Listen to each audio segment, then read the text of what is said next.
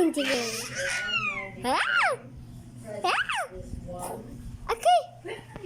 Ating gandeng. Ating topping.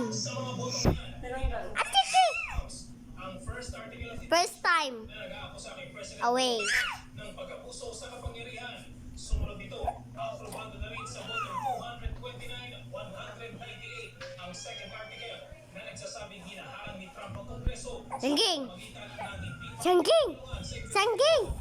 Oh, tanaw dyan dade. Baka siya napapatay. Ano?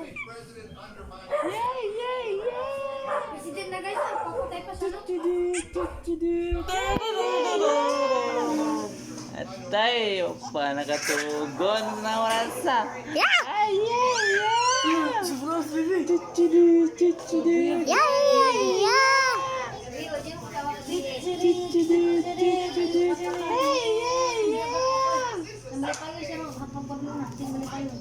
Bibi! What is that?